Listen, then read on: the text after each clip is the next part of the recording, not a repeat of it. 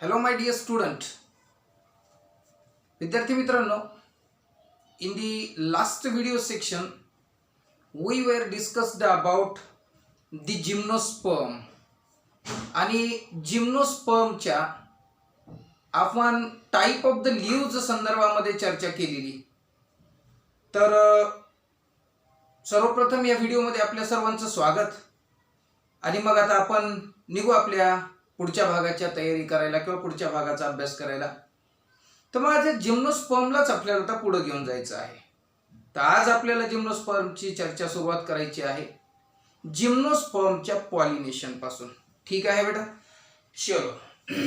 तर आता बघू हे पॉलिनेशन म्हणजे काय. मराठीमध्ये याला परागीभवन असे म्हणतात. आता ह्यात काय होतं बेटा, ट्रान्सफर केला जातो. काय ट्रान्सफर होतं मुलांनो? Transfer of pollen grain. Transfer of pollen grain from कुठून? From anther to the stigma. Okay, anther to the stigma.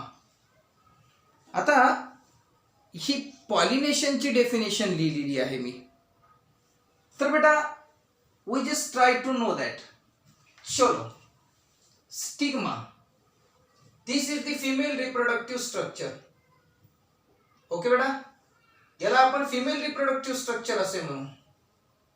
या फिमेल रिप्रोडक्टिव्ह स्ट्रक्चरचा हा भाग ज्याला आपण स्टिग्मा असे म्हणतो, याला स्टाईल असे म्हणतो.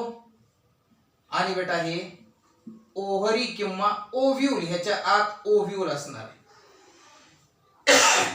मुलांना मी काढले बेटा female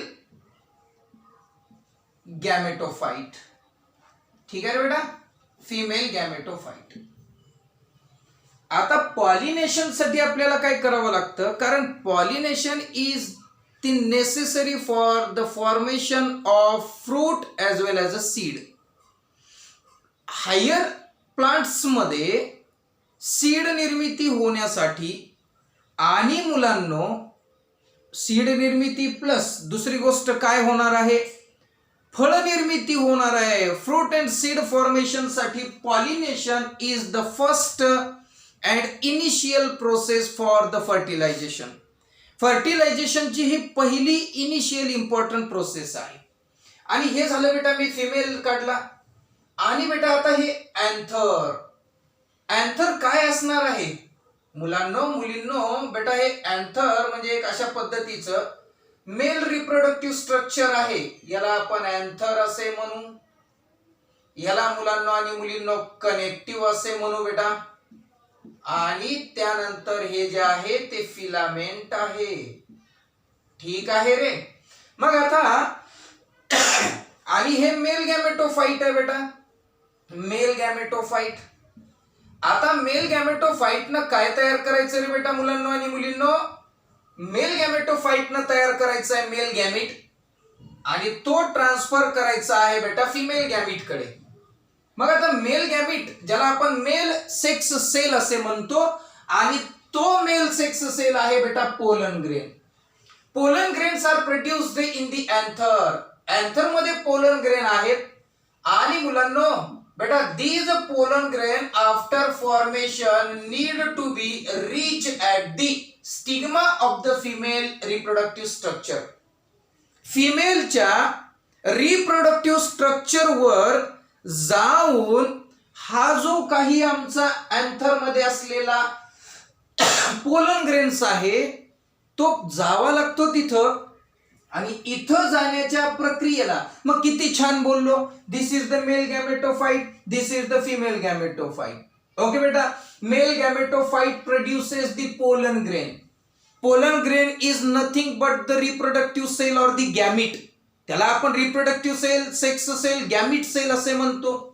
these gamete are need to transfer to the stigma of female gametophyte.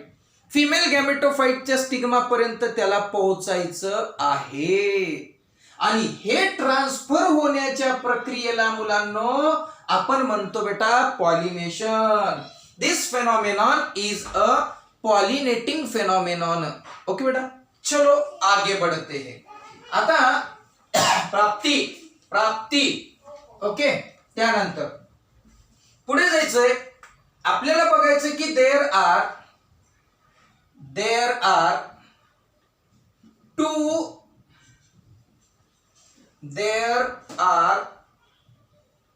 two agencies are transfer that pollen grain. Two agencies are transfer that pollen grain. Okay बेटा, तो जो पोलन ग्रेन आहे तो पोलन ग्रेन दोन एजन्सीच्या मार्फत जातो. Okay, मग त्याला म्हणतो आपण first one is a biotic agency आणि दुसरा आहे बेटा बायोटिक एजन्सी. चलो, अबायोटिक एजन्सी मध्ये कोण येणार? अबायोटिकला पहिल्यांदाच first of all we just try to know that the meaning of the word abiotic in Marathi language. अजैविक, अजैविक. For example which type of the factors are included in the abiotic agency? बेटा example आहे wind, example आहे water. These are the abiotic agency through which the process of the pollination takes place. आणि Biotique agents कोणते आले? अरे जे जैविक agent आहेत. तरीही पण उदाहरण सांगा ना त्यांचं. घे, तुला उदाहरण पाहिजे, घे. एखादा इन्सेक्ट असेल, हो. एखादा बर्ड असेल, राईट. एखादा इन्सेक्ट असेल, एखादा बर्ड असेल, बॅट असेल, असे various type of living organisms can transfer such type of the pollen grain from anther to the stigma and such phenomenon is called as a pollination. I hope that की आपल्या सर्वांना pollination सुंदर कळलेलं असेल. आता निघतोय बेटा आपण पुढच्या मुद्द्याकडे. चलो ठीक आहे, हे बायोटिक बायोटिक झालं. आता जाऊ पुढे. मग आता आम्ही जिम्नोस्पर्मची चर्चा करतो. In gymnosperm what kind of the pollinating agents are involve, किंवा पॉलिनेशन त्यांच्यात कसं घडतं जिम्नोस्पर्म मध्ये. तर माझ्या प्रिय मुला मुलींनो बेटा, जिम्नोस्पर्म मध्ये जे पॉलिनेशन घडतं ते हवेच्या मदतीनं. हवा येते, पोलन ग्रेनला घेते आणि स्टिग्माला देते. क्या बात है. कोण? एअर. चलो, मग आता काय लिहायचं मुलांना आणि मुलींनो? In the gymnosperm, in the gymnosperm, या जिम्नोस्पर्म मध्ये pollination takes place, pollination takes place with the help of कशाच्या माध्यमानं? तर मुलांनो आणि मुलींनो वॉटर. ठीक आहे बेटा, वॉटर. NEET साठी लक्षात घेणे. प्रश्न कसा येईल बेटा? सायन्सच्या विद्यार्थ्यांना मला हे बी थोडंसं सांगायचं, कधी विषय निघाला तर आपण प्रत्यक्ष भेटू, बोलू. बेटा इंग्लिश बी थोडीशी गरजेची आहे हो.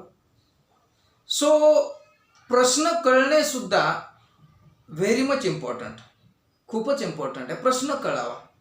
दोन गोष्टी. First of all, you are just try to focusing on the understanding the substance, understanding the concept very clearly. And then the English language also play very important role. You must need to understand the language. आणि दुसरी गोष्ट, तो प्रश्न तुम्हाला कळला पाहिजे. If you would able to understand the question, then you can't stop yourself for answering it. मग आता प्रॉब्लेम कुठे आहे तो आपण शोधायचा. ठीक आहे ना बेटा. चलो आपल्याला थेट प्रश्न काय असेल. In gymnosperm, the process of the pollination takes place with the help of dash dash. कशाच्या मदतीने होईल? अहो पाण्याच्या. आणि ज्या ज्या प्रकारामध्ये पाण्याच्या मदतीनं पॉलिनेशन होत असतं त्यांना आपण ॲनिमोफिलस पॉलिनेशन असे म्हणतो. काय म्हणतो बेटा? ॲनिमोफिली. ॲनिमोफिली. ठीक आहे. ही एक टर्म लक्षात घ्या. NEET साठी. वाक्य परत. काय? The process of the pollination takes place with the help of air. Air इथं सॉरी वॉटर लिहिले आपण, माफ करा. हे काय असणार आहे? एअर. या एअरच्या माध्यमाने घडलं म्हणून आपण त्याला ॲनिमोफिली असे म्हणतो. एअरच्या माध्यमाने घडलं म्हणून आपण त्याला ॲनिमोफिली म्हणतो. आणि जर हे वॉटरच्या माध्यमाने घडलं असेल तर हायड्रोफिली किंवा hydrophilous. Hydro related to the word water ना. दॅट्स वाय एअर आहे हे नीट साठी लक्षात. आणि anemophily is the phenomenon such type of the process takes place. तर ह्याला आपण मुलांना म्हणणार आहोत ॲनिमोफिली. ठीक आहे बेटा. चला आता हे जे पॉलिनेशन आहे ते direct type of the pollination आहे. Direct type of pollination. Sir आम्हाला डायरेक्ट टाइप ऑफ पॉलिनेशन कसं म्हणावं का म्हणावं नाही कळत. ओके बेटा. There is a no intermediate. Direct हवा काय करते बेटा? आता इथं आपण त्या थोडक्यामध्ये असं म्हणू की आपले स्पर्म म्हणण्यापेक्षा जे काही पोलन ग्रेन आहेत रिलीज होतात. They are very light in weight. वजनाला खूप हलके आहेत. They are unicellular. ओके बेटा. They are unicellular. They are light weighted. They are haploid. They are microscopic. Okay असे आहे. They can easily wandering in the atmospheric air. Atmospheric air मध्ये सहज wander करतात, सस्पेंड होतात, तरंगतात. And small breeze of the air can definitely been dragged them. त्यांना छोटीशी हवेची झुळूक सुद्धा दूर घेऊन जाऊ शकते. आणि मग त्या अँथर मधून बाहेर पडल्यावर हवेच्या कॉन्टॅक्ट मध्ये येतात. एअर त्यांना मग ट्रान्सफर करते कुठं? आपल्या त्या स्टिग्माकडे. ओके बेटा. मग याला डायरेक्ट टाइप ऑफ पॉलिनेशन असे म्हणायचं आहे. आलं लक्षामध्ये. आता ह्यांच्यामध्ये मुलांना आणि मुलींना जे फर्टिलायझेशन आहे. Next fertilisation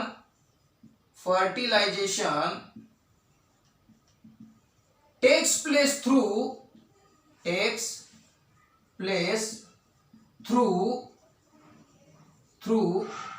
pollen tube formation. म्हणजे जे फर्टिलायझेशन होतं ते पोलन ट्यूब फॉर्म होऊन होतं. म्हणजे पोलन ट्यूबच्या निर्मितीनं होतं ते. म्हणजे पोलन ट्यूब निर्माण होते. सर हे आम्हाला कळलेलं नाही कन्सेप्ट. आम्ही कसं लक्षात ठेवायचं? तर लक्षात ठेवण्याची सिंपल आणि साधी पद्धत सांगतो बेटा. काय आहे हे बघा. हा आत्ता थोड्या वेळापूर्वी काढलेला आपण काय आहे तर हा स्टिग्मा आहे. हो. आणि ह्या स्टिग्माच्या नंतर इथं खाली जे स्ट्रक्चर आहे ते ओव्ह्यूलचं स्ट्रक्चर आहे. My dear student, when this pollen grain transfer from the anther to the stigma, इथं pollen grain आलेला आहे. After the deposition of the pollen grain on the stigma, then it forms the tube. आणि तो काय करतो तर तो tube तयार करतो. कोण? Pollen grain. When pollen grain deposited, pollen grain आला तो कशावर डिपॉझिट झाला? स्टिग्मावर. स्टिग्मावर डिपॉझिट झाल्यानंतर स्टिग्मामध्ये प्रेझेंट असलेला शुगरी नेक्टरी सबस्टन्स आर ॲब्सॉर्ब. तो जो आपल्या स्टिग्मावर शुगरी नेक्टरी सबस्टन्स होता, that substance is absorbed bye that pollen grain. And pollen grain become swell. आणि मग तो पोलन ग्रेन फुगला. फुगल्यानंतर त्याच्यातून त्या फुगण्यामुळे स्वेलिंगमुळे एक ट्यूब तयार होते. And that tube is pollen tube because tube produced from the pollen grain due to which we call them pollen tube. And in that pollen tube there is a male gamete is present.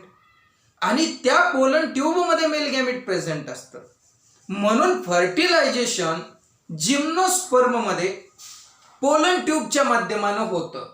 म्हणून वाक्य काय बोललो, fertilisation takes place through pollen tube formation. म्हणजे pollen ट्यूबचं formation होऊन fertilisation होतं. आणि ह्याच कारणामुळे त्याला आपण म्हणतो बेटा सायफोनोगॅमी, कॉल्ड सायफोनोगॅमी. बेटा हे सुद्धा एमसीक्यू साठी खूप महत्वाचं.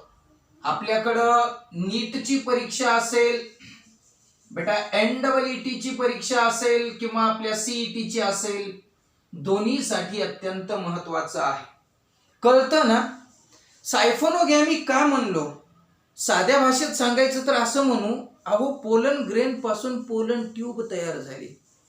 The pollen tube are produced from the pollen grain due to which this is the reason due to which we call them सायफोनोगॅमी. आणि ह्यालाच सायफोनोगॅमी असे आपण म्हणतो. आलं का रे बाळांनो लक्षामध्ये? नक्कीच आलेलं असेल. ठीक आहे. आपण पुढे जाण्याच्या पूर्वी याचा आपल्याला काय करायचं आहे थोडंसं लक्षात घ्यायचं आहे. चला त्यानंतर मुलांनो आणि मुलींनो आपल्याला सांगायचं की याच्यामध्ये व्हेजिटेटिव्ह रिप्रोडक्शन होतं बेटा. काय होतं रिप्रोडक्शनची चर्चा तर आपण नंतरच करू पुढच्या सेक्शन मध्ये. चला तर मग काय आहे हे बघून घेऊ आपण आणि हळूहळू पुढे नेऊ.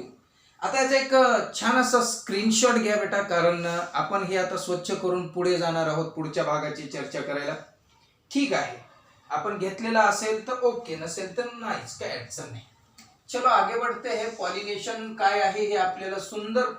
चल तर आता आपण बघू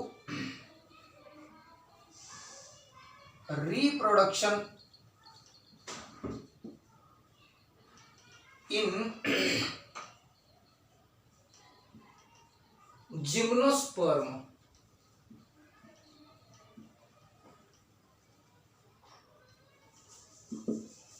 जिम्नोस्पर्म मध्ये रिप्रोडक्शन कोणत्या प्रकारे, कशा प्रकारे आणि कसं घडतं हे सगळं आपल्याला अभ्यास करायचं आहे.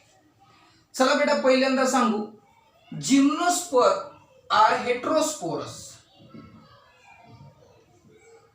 Gymnosperm are heterosporous. हेटेरोस्पोरस बेटा आता ह्याचा अर्थ तर जाणून घ्यायचाच असेल ना. हेटेरोस्पोरस मीन्स काय? हेटेरोचा अर्थ काय होतो बेटा? डिफरंट.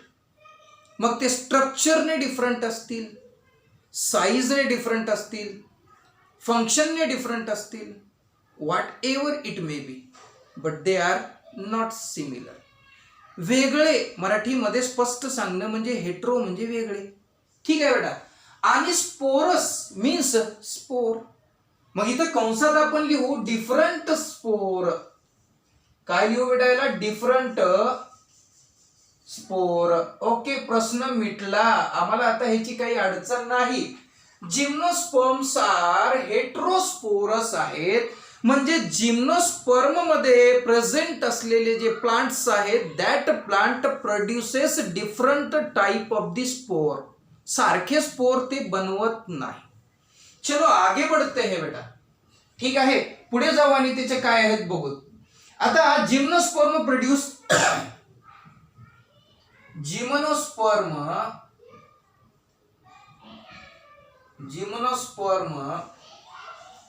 produces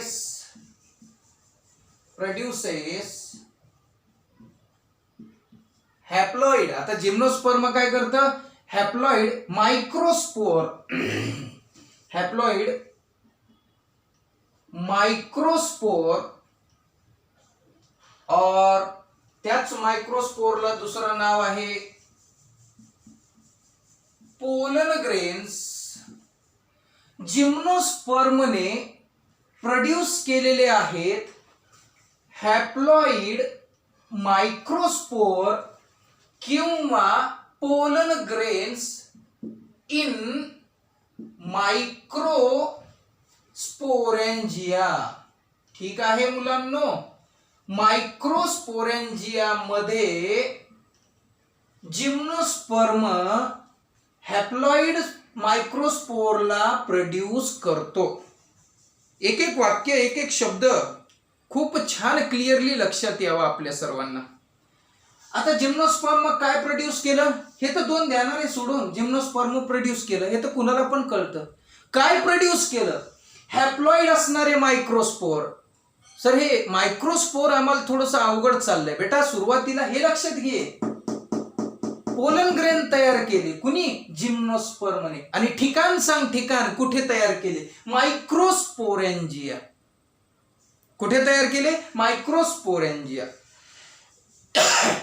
कोण आहेत हे मायक्रोस्पोरेंजिया? मायक्रोस्पोरेंजिया कोण आहेत? तर हे spore producing tissue, spore producing tissue और सेल. प्लीज मुलांना लक्षात घ्या बेटा, काय तयार करणारे?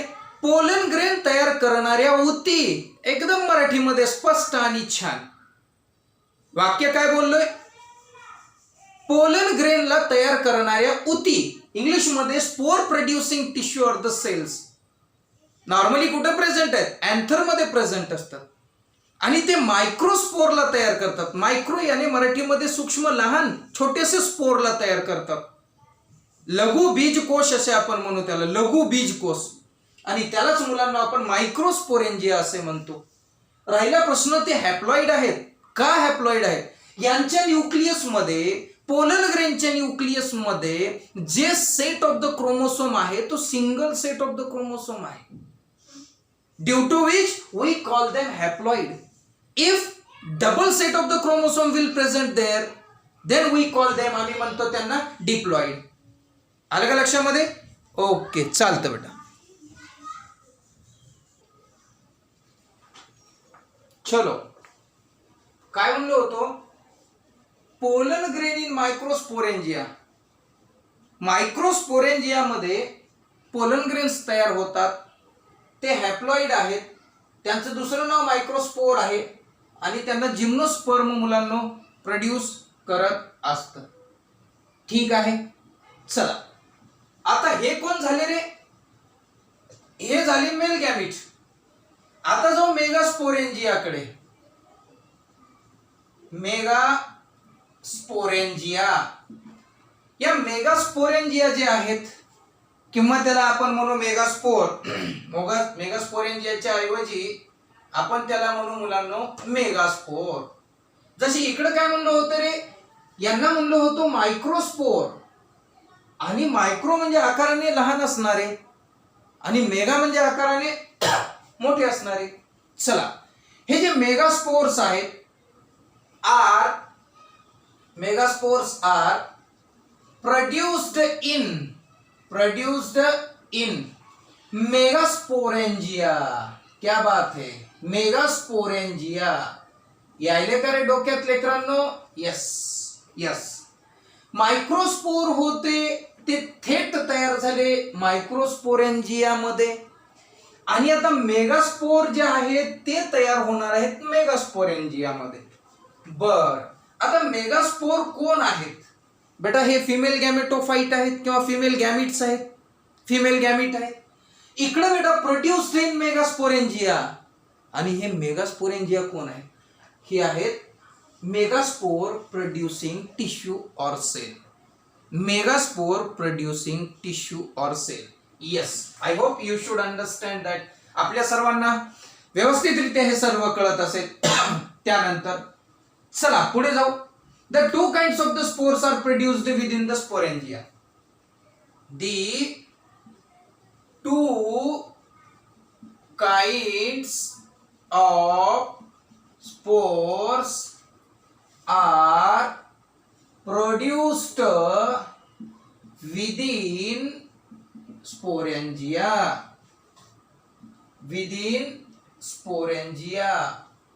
बेस्ट. आता बेटा हे स्पोरेंजिया जाणून घेणं खूप गरजेचं होतं किंवा आहे. काय आहे स्पोरेंजिया? बेटा स्पोरेंजिया ह्या ना normally diploid type of the सेलचा किंवा टिश्यूचा एक समूह आहे. डू यू अंडरस्टँड दॅट की it is the structure having the diploid type of the cells and this structure undergoes the process of meiosis. meiosis म्हणजेच मायोसिसची प्रक्रिया त्यांच्यात होते. वाक्य परत एकदा स्लोली लक्षात घ्या की हे स्पोरेंजिया काय आहे. स्पोरेंजिया एक स्पोर प्रोड्यूस करणारं स्ट्रक्चर आहे. and there is a two type of the spores are produced by that sporangia. ह्या स्पोरेंजियाकडून दोन प्रकारचे स्पोर तयार होणार आहेत. आताच बघितलं ना आपण. मायक्रोस्पोर तयार करतात त्यांना आपण असं म्हणू. थोडक्यात एक ट्री डायग्राम कसा काढणार तुम्ही? ट्री डायग्राम असा काढा ना. हे लिहा बेटा स्पोरेंजिया लिहिलं. स्पोरेंजियाचे दोन प्रकार. Very nice. काय आहेत? एक आहे बेटा मायक्रोस्पोरेंजिया. ठीक आहे रे मुलांनो. दुसरा आहे बेटा मेगास्पोरेंजिया. ओके चलो. आता ह्या मायक्रोस्पोरेंजिया मध्ये काय तयार होतं? तर मायक्रोस्पोर तयार होतात. राईट. ओके. आणि इकडे मेगास्पोर मध्ये कोण तयार होतं? तर मेगास्पोर म्हणजेच मेगास्पोरेंजिया मध्ये मेगास्पोर तयार होतात. यांना काय म्हणायचं? हे कोण आहेत? Microspore is a male gamete. Microspore is a male gamete and the megaspore is considered as a female gamete. Okay बेटा, यांना आपण फिमेल गॅमीट असं म्हणायचं आहे. I hope you should understand it very clearly, honestly and properly. आपल्या सर्वांना हा concept खूप छान लक्षात आलेला असेल. म्हणून स्पोरेंजिया कोण आहे? अरे स्पोरेंजिया ह्या जनरली स्पोर प्रोड्युसिंग टिश्यू आहेत. It is of two type. On which base? कुठल्या बेसवर ते दोन प्रकार आहेत? अहो ते तयार करणाऱ्या स्पोरच्या साईजवर डिपेंड आहे. If sporangia produces the microspore then such type of the sporangia is called as a micro. आणि जर स्पोरेंजियाने मेगास्पोर तयार केले तर त्यांना आपण मेगास्पोरेंजिया असे म्हणतो. आलं लक्षामध्ये? खूप छान पद्धतीनं हे लक्षात ठेवा.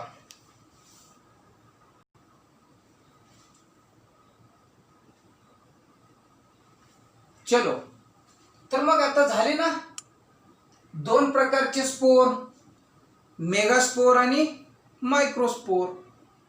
Mega means larger, micro means smaller.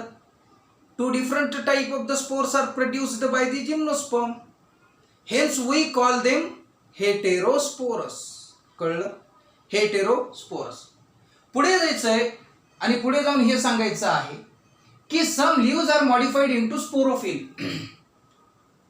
Some leaves are modified into sporophyll. काही लीव्स जे आहेत ते लीव्स बाळांनो स्पोरोफिल मध्ये मॉडिफाईड होतात. काही पानं जिम्नोस्पर्मच्या काही पानांच्या माध्यमाने सुद्धा मुलांना आणि मुलींना स्पोर प्रोड्यूस केले जातात.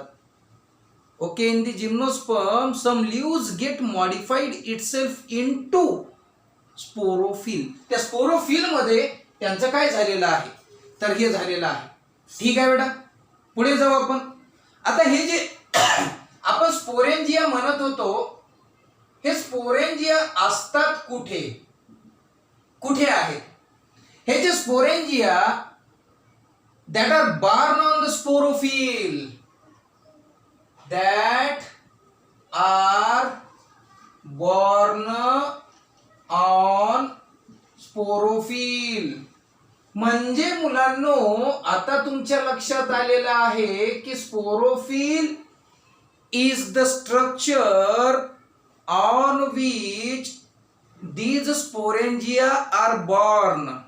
म्हणजे स्पोरेंजिया निर्माण होण्याचं ठिकाण आपल्या ह्या जिम्नोस्पर्म मध्ये लीव्ज आहे आणि स्पोरेंजिया तिथं बॉर्न होतात म्हणून त्यांना स्पोरोफिल असे म्हणतात.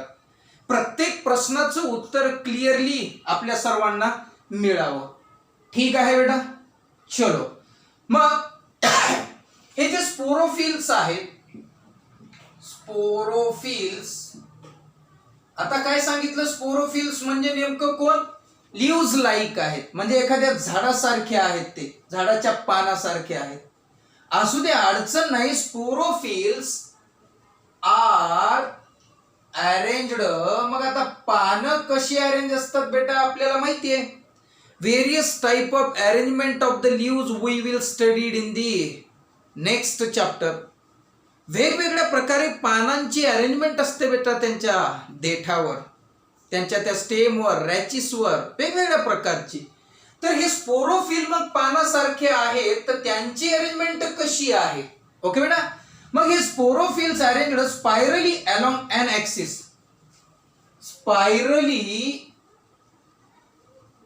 स्पायरली अलोंग एन ऍक्सिस म्हणजे एखाद्या ऍक्सिसच्या स्पायरली आहेत मुलांनो आणि मुलींनो. म्हणजे असं काय करतात, तर गोलाकार भाग तयार केलेला आहे त्यांनी. ओके. मग ऍक्सिस टू फॉर्म लॅक्स, म्हणजे एखाद्या सीडी सारखं वाटतं. टू फॉर्म लॅक्स, जसं आपल्याला एखाद्या लॅक्स सारखं दिसतं. किंवा बेटा आपल्याला त्याला कॉम्पॅक्ट स्ट्रॉबिला असे सुद्धा म्हणू आपण.